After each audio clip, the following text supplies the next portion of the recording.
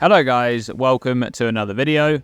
And yesterday we had the official Gauntlet event announcement from Zizaran. Great trailer, by the way. If you haven't seen that already, I'll link it in the video description below.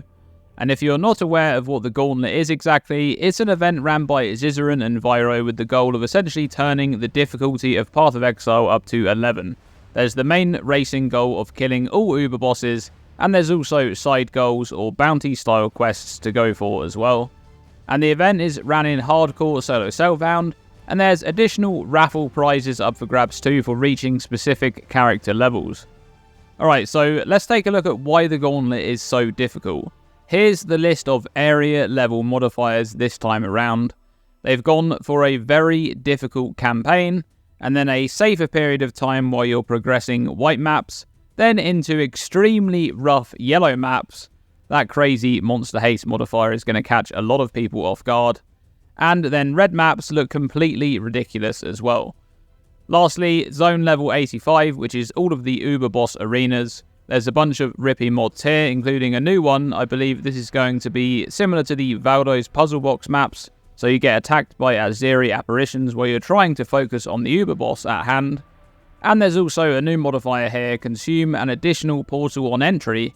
So this means that for Uber boss arenas, you're only going to have 3 portals. That's quite important there for some strategies which use logouts to reset. That's going to be a bit of a problem there. Now in this video, I'm mainly going to be focusing on Acts 1 through 10, as this is the most rippy campaign the Gauntlet has ever had. These modifiers are absolutely ridiculous. We've got the usual suspects here. Monsters take 30% less damage. This means that you're going to need to deal about 43% more damage to monsters to kill them than you otherwise would have had to do. And monsters deal 30% increased damage. This one is bad, but it's made even worse by a few of the other modifiers which we'll get to in a moment. Then there's a monster haste modifier here, 30% increased attack, cast and movement speed. This is going to make monsters really scary, especially the ones that generally have easy to avoid telegraphed abilities. These become a lot scarier when you combine them with magic and rare monster modifiers as well. And of course, the monsters which are already fast, such as the ghouls in the prison, you're going to want to play a bit more slowly and carefully to avoid aggroing too many fast mobs at once that just swarm you. Then there's the 2 additional projectiles. You need to be careful with the usual offenders here, the cannibals, for example, which throw torches.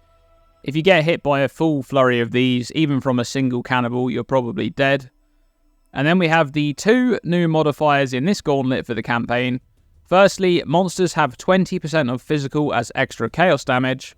Now for early acts, this can be seen as physical monsters having 20% more damage. This modifier is not as bad as physical as extra elemental because you're not going to be getting shocked, chilled and frozen by every physical hit that comes in on you. But this is still going to hurt, especially when combined with the 30% increased damage modifier. It's just a lot of extra incoming damage. I'll talk a little bit more about what you can do about this modifier later on in the campaign, a little bit later in the video. Lastly, the most dangerous modifier on this list. Monsters penetrate 15% of elemental resistance. This one is incredibly scary. So when you wake up on the beach with no resistances, this will essentially be the same as taking 15% more damage from elemental hits. Not too bad, right? Well, not quite. As you gain more and more elemental resistances, this modifier becomes progressively worse in terms of how much additional damage is being taken, up to the point where you have capped elemental resistances, which you're going to want to get as soon as possible. When you have 75% elemental resistance, this modifier is going to make you take 40% of elemental damage from a hit instead of 25%, or an effective increase of 60% more damage taken. That's crazy. And even more scary when you combine it with these other mods too. This really is going to be a brutal Gauntlet campaign. So how can you survive it? How can you make it to maps? Let's start off with one of the more obvious tips, going slower. In previous Gauntlets, it hasn't always been the case that slow and steady wins the race. In fact, the best players in the game have often full cleared the Gauntlet in a matter of days. But I get the impression that this Gauntlet is going to be different. Some of you may remember the Expedition Gauntlet, which took place in a league that included one of the heaviest nerf patches in Path of Exile's history. Steel Mage eventually won that gauntlet, and I believe it wasn't until one of the final days of the event that he full cleared all of the bosses, after everyone else had tried and failed to clear earlier on. This same logic applies to the campaign too, where going slower is often faster in the end because there's a lot less chance that you have to start over again. Take the time to make sure your resistances are capped, that you have the correct links in your gear for your gem setups, and that you have a comfortable amount of life to progress. You generally know when you're strong enough to progress, so if you feel like you're a bit weak for the current zones, take a moment to go back and gear up. Next up is another obvious one: pick a good build. It goes without saying that if you're trying to progress on a build which is making use of weaker abilities, you're going to have a hard time in this gauntlet. There are some banned skills. These include all forms of Detonate Dead, Penance Brand of Dissipation, and Arc of Surging. However, if you're not interested in competing for boss kills or bounties, and you're only playing for fun and entry into the raffles, you can make use of these skills if you want to. They're banned for a reason after all. However, if you want to avoid playing the banned skills because that's just the most fun way to experience the gauntlet, pay attention to what others are progressing on. Builds like Bone Shatter Juggernaut, for example, are likely to be quite popular. The best way to survive all of the grueling campaign mods is to simply avoid that damage altogether. A shield is going to be your best friend, especially in Act 1 against some of the more dangerous monsters like the rowers in the mudflats, or the skeletal archers that appear in many of the zones. Being able to just avoid 25% of all incoming attacks is really powerful. Evasion is also going to be useful, but you're going to want to find a healthy balance between evasion and armor, so Grace may not be an option if you can't fit it in alongside Determination. And on the topic of avoidance, I should also mention Energy Shield. Try to get some Energy Shield into your build, even if it's just a single piece of hybrid ES gear. This will provide you with a chance to ignore stuns on hits which impact that Energy Shield, which against things like rower charges in the mudflats could be the difference between dying and living.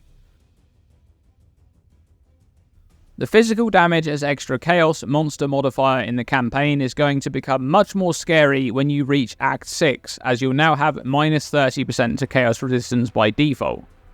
Be on the lookout for amethyst rings as early as the last few zones in Act 4, so be sure to check vendors when you level up. These can begin dropping at monster level 38, and you're going to want at least one of these rings in your loadout, possibly two if you're able to balance it alongside keeping your elemental resistances capped, as this will largely nullify the Fizz as extra chaos modifier on monsters. Look out for amethyst flasks too, which can drop as early as monster level 18. You will be offered an amethyst flask for completing the Key to Freedom quest in Act 5, but you'll likely be wanting to take the granite flask from this selection of quest rewards instead.